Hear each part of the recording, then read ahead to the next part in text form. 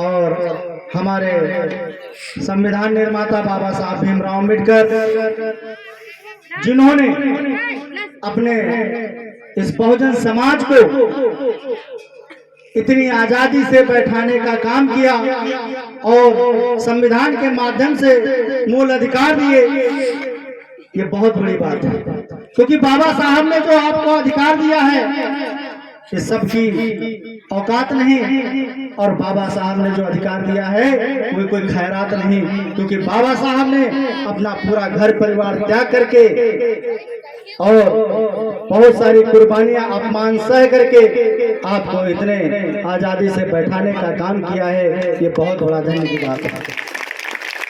मेरे सम्मानित साथियों, हम सभी से निवेदन करना चाहेंगे, बहुत ही कम शब्दों में अपनी बात कहेंगे कि जिस प्रकार से बाबा साहब ने अपने मूल मंत्र 3 जो बताए हैं कि शिक्षित हो जाओ, संगठित हो जाओ, और मेरे ख्याल से अगर आप लोग केवल अपने बहुजन समाज में शिक्षित हो जाओ, संगठित हो जाओ, संघर्ष करने की जरूरत नहीं पड़ेगी। शिक्षा बहुत जरूरी है, क्योंकि आने वाला वक्त वो है कि हे मेरे बहुजन समाज के साथियों, अगर आपने अपने महापुरुषों से संघर्ष नहीं जाना, बाबा साहब के हुए कुर्बानी को नहीं जाना, तो इतना याद रखना, आने वाला वक्त वो है कि जिस दशा में पहले हमारे पूर्वज थे उसी दशा में फिर चले जाओगे।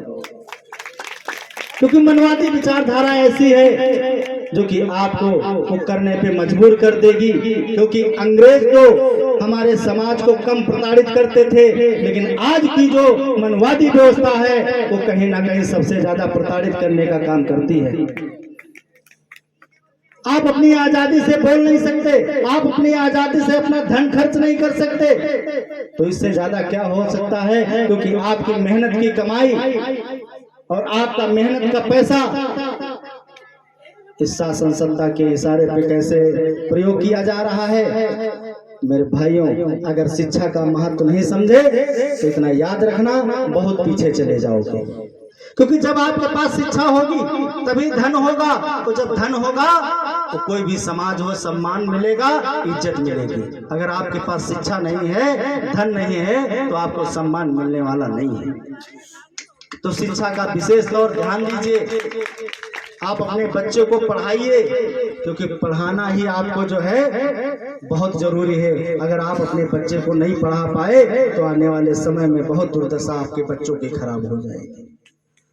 तो साथियों, मैं एक और निवेदन करना चाहता हूं कि मैं छोटा सा परिचय है कि मैं डॉक्टर R.K. आदर साहब का माल का निवासी हूं, और मेरा व्यक्तिगत संकल्प ये रहता है कि मलियाबाद विधानसभा में ये बाबा साहब के बहुजन समाज के लोगों को जागरूक करने के लिए ये बाबा साहब का जो मिशन है अथक प्रयास रहता है, और हमारे बहुजन समाज के साथियों के सहयोग से बहुत अथक प्रयास रहेगा कि आने वाले समय में ऐसी कोई ग्राम पंचायत गांव नहीं होगा जहां पे बाबा साहब के मिशन ना पहुंचा दिया जाए।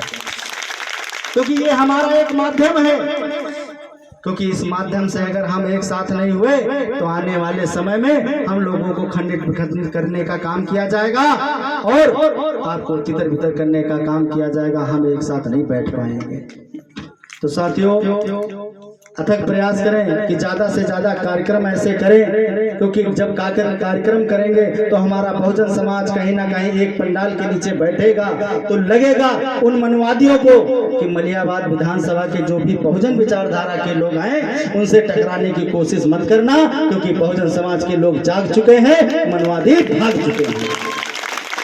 ये आपकी जिम्मेदारी बनती है, ये आपको करना पड़ेगा, क्योंकि बाबा साहब ने जो आपको दे दिया है इतना याद रखना, कभी आप अदा नहीं कर सकते।